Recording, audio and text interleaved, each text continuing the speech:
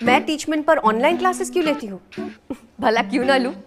ये इंडिया का एक लौता प्लेटफॉर्म है जो 100% फ्री है, बिना किसी लिमिट के। और नई शुरुआत करने के लिए इससे बेहतर और क्या होगा? बस एक स्मार्टफोन चाहिए और सुहानी शर्मा की ऑल इंडिया इंग्लिश क्लासेस हो गई शुरू।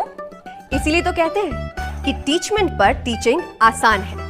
तो आज ही डाउनलोड करें टीचमेंट, इंडिया का नंबर 1 टीचिंग ऐप। हेलो दोस्तों, अगर आप लोगों के एनटीपीसी सीबीटी 1 में बस 40 या 50 रॉ मार्क्स आ रहे हैं और आप लोगों को लगता है कि इस बार एनटीपीसी की कट ऑफ हाई जाएगी जिस वजह से आपका सिलेक्शन नहीं होने वाला, तो यार आपने बिल्कुल सही वीडियो को क्लिक किया है। आज मैं आपको 5 ऐसे कारण बताऊंगा जिनको सुनने के बाद आप लोग खुद ही बोलोगे कि हाँ भाई, इस बार एनटीपीसी की कट ऑफ थोड़ी लो ही रहेगी। साथ में मैं ये भी बताऊंगा कि एनटीपीसी की कट ऑफ कम जाने से ग्रुप डी वाले स्टूडेंट्स का क्या फायदा होगा। इसलिए यार वीडियो में बने रहना और वीडियो को पूरा देखना। एनटीपीसी की कट ऑफ कम जाने का सबसे पहला कारण है अटेंडेंस। आप लोगों को पता ही है यार, इस बार एग्जाम में अटेंडेंस बहुत कम थी, लगभग 40 या 50% अटेंडेंस थी। अब यार बहुत सारे स्टूडेंट्स का ये मानना है कि अटेंडेंस का कोई भी प्रभाव कट ऑफ पे नहीं पड़ता है, और बहुत सारे यूट्यूबर्स और बहुत सारे टीचर्स भी ये बात बताते हैं। उनका ये मानना है कि जो स्टूडेंट पिछले 2 साल से तैयारी कर रहा है वो तो एग्जाम देने आएगा ही, बाकी जो अटेंडेंस कम हुई है वो उन स्टूडेंट की वजह से हुई है जिनकी तैयारी अच्छी नहीं थी और वो पेपर देने नहीं आए। लेकिन ये बातें 100% सही नहीं है। अब देखो, 2019 में एनटीपीसी का फॉर्म आया था, 2021 में एग्जाम हुआ है। इस 2 साल के बीच 2 या 3 तरीके के स्टूडेंट रहे होंगे। कुछ स्टूडेंट तो ऐसे होंगे जिन्होंने बहुत अच्छे से अपनी प्रिपरेशन स्टार्ट करी थी, उन्होंने सोचा इस बार तो हम एग्जाम को निकाल ही देंगे, बहुत अच्छे थे वो पढ़ाई करने में। उन्होंने 1 साल तक एग्जाम का वेट किया, लेकिन उनकी फाइनेंशियल कंडीशन अच्छी नहीं थी, एग्जाम हो नहीं रहा था, तो उनको कोई प्राइवेट काम पकड़ना पड़ा जिस वजह से वो कंपटीशन से बाहर चले गए। लेकिन पढ़ाई में वो अच्छे थे, ऐसा नहीं है कि पढ़ाई में बेकार थे। इस तरीके से कुछ अच्छे पढ़ाई में स्टूडेंट जो थे वो भी बाहर हुए हैं। कुछ इस तरीके के स्टूडेंट्स भी रहे होंगे जिन्होंने बहुत अच्छे से तैयारी करी और उनके मन में एक ही बात थी कि चाहे एग्जाम हो या ना हो, एग्जाम कभी भी हो, हमने एग्जाम देना है और इस एग्जाम को हमने निकालना है। उन्होंने 8-8, 9-9 घंटे पढ़ाई करी, लेकिन हुआ क्या, जब एग्जाम स्टार्ट हुआ उन लोगों को कोविड हो गया। अब यार उन्हें कोरोना हो गया तो वो एग्जाम देने नहीं आ पाए। वो पढ़ाई में अच्छे थे, इस तरीके से कोरोना की वजह से भी पढ़ाई में जो स्टूडेंट अच्छे थे वो बाहर हो गए, जिस वजह से अटेंडेंस कम हुई और इसी वजह से कट ऑफ कम जाएगी। अब कुछ स्टूडेंट ऐसे भी थे जिन्होंने सोचा एग्जाम कभी भी हो हम एग्जाम देंगे, उन्होंने पढ़ाई भी अच्छे से करी, उनको कोरोना भी नहीं हुआ। लेकिन जब एग्जाम स्टार्ट हुआ तो कई सिटीज में लॉकडाउन लग गया। लॉकडाउन की वजह से वो एग्जाम देने जा ही नहीं सके। मेरे जानने वाले भी इतने सारे स्टूडेंट ऐसे हैं जो पढ़ाई में बहुत ज्यादा इंटेलिजेंट है, लेकिन वो पेपर देने पहुंचे ही नहीं क्योंकि लॉकडाउन था।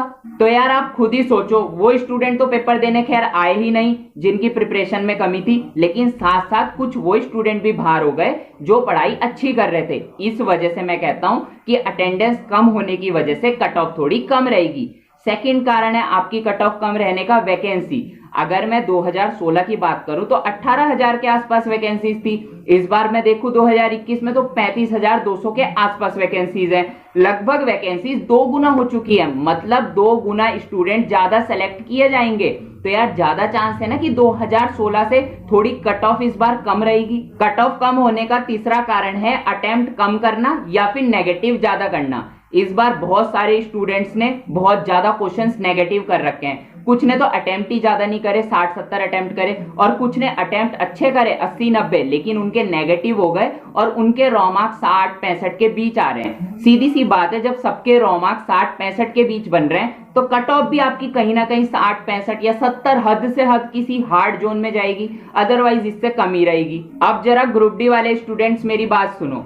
जब एनटीपीसी का एग्जाम स्टार्ट हुआ था उस समय कोरोना के केस ज्यादा नहीं थे, तब भी अटेंडेंस कम हुई। और जब अब ग्रुप डी का एग्जाम होगा ना, अभी अभी कोरोना होके हटा है, पूरी तरीके से खत्म भी नहीं हुआ है और अभी थर्ड वेव की भी बात की जा रही है, तो सोचो ग्रुप डी में कितनी कम अटेंडेंस जाएगी। और मेरी एक बात और सुनो, अभी मैंने सुबह एक वीडियो बनाई थी, उसमें बहुत सारे स्टूडेंट्स के मेरे पास कमेंट्स आए कि हमने ग्रुप डी की प्रिपरेशन छोड़ दी है। तो यार जब सीधा सीधा पता चल रहा है कि इस बार ग्रुप डी एग्जाम में थोड़ी अटेंडेंस कम रह सकती है और बहुत सारे स्टूडेंट्स डिमोटिवेट होकर अपनी प्रिपरेशन भी छोड़ रहे हैं, तो यार जो स्टूडेंट्स प्रिपरेशन कर सकते हैं, जिनके पास टाइम है, जिनकी प्रिपरेशन अच्छी चल रही है, यार वो तो लगे रहो, आपको कहीं ना कहीं बेनिफिट ही होगा ना यार। और यार एक बात याद रखना, आप लोग ना नेगेटिव कम से कम करना इस बार एग्जाम में, क्योंकि एनटीपीसी वाले स्टूडेंट्स ने यही तो गलती करी। उन्होंने अटेम्प्ट अच्छा करा, 70 80 90 पे अटेम्प्ट किया, लेकिन यार नेगेटिव होके वो फिर 60 65 पे आ गए। और जिन्होंने नेगेटिव ज्यादा किए हैं, कहीं ना कहीं उनके नॉर्मलाइजेशन में भी थोड़े कम ही मार्क्स बढ़ेंगे।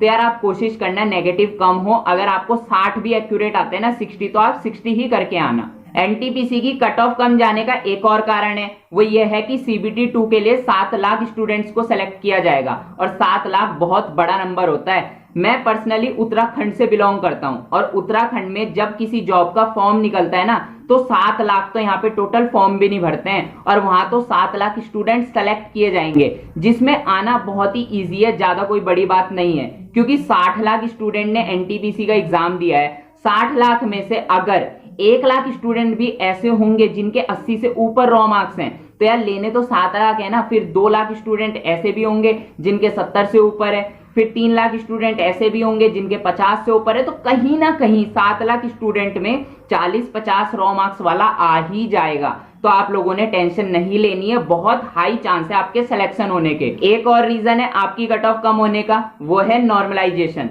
अब नॉर्मलाइजेशन में आपके 2 मार्क्स भी बढ़ सकते हैं और 20 मार्क्स भी बढ़ सकते हैं। कोई आपको क्लियरली बता नहीं सकता कि कितने बढ़ेंगे, लेकिन आपके मार्क्स बढ़े या ना बढ़े, फायदा आप ही का है। मान लो सबके 50-60 रॉ मार्क्स आ रहे हैं, नॉर्मलाइजेशन में किसी के मार्क्स नहीं बढ़े, तो 50-60 के बीच ही कट ऑफ बन जाएगी। और जिसके 50 मार्क्स आ रहे हैं, अगर नॉर्मलाइजेशन में सबके मार्क्स बढ़े 20-20, तो सबके 70-70 हो जाएंगे, तो 70 के आसपास कट ऑफ बन जाएगी। बढ़ेंगे तब भी आपका फायदा है, नहीं बढ़ेंगे तब भी आपका फायदा है। नंबर कम होने का मतलब बहुत कम है, क्योंकि कम हो तो सकते हैं, लेकिन उस केस में कम होंगे आपकी शिफ्ट बहुत ज्यादा इजी थी और आपने नेगेटिव भी बहुत ज्यादा मार दिए। अब मान लो आपकी कोई ऐसी शिफ्ट थी जिसमें टॉपर्स ने 70 80 90 तक अटेम्प्ट किया हुआ है, आपने उसी शिफ्ट में 70 80 90 तक अटेम्प्ट तो किया, पर आपके नेगेटिव ज्यादा हो गए, इजी शिफ्ट में भी आपने बहुत नेगेटिव कर दिया। इस केस में आपके नंबर कम हो सकते हैं, अदरवाइज आपके नंबर या तो बढ़ेंगे या फिर उतने ही रहेंगे, और चाहे बढ़े चाहे उतने ही रहे, आपका बेनिफिट है। तो यार सीधी सी बात है, इन सब कारणों को देख के पता चलता है एनटीपीसी की कट ऑफ कम रहेगी। और जो भी बोलता है ना आपको कि भाई कट ऑफ हाई जाएगी, 70 80 पे जाएगी, उसकी बातें मत सुनो। सीबीटी 2 की तैयारी में लगे रहो, और साथ में ग्रुप डी की भी तैयारी में लगे रहो। ऐसा मत करना कि सिर्फ सीबीटी 2 की करो या सिर्फ ग्रुप डी की करो। अगर दोनों के लिए फॉर्म डाला है तो दोनों की तैयारी करो, कहीं ना कहीं आपका हो ही जाएगा। बाकी यार मिलते हैं अपनी नेक्स्ट वीडियो में, तब तक के लिए गुड बाय।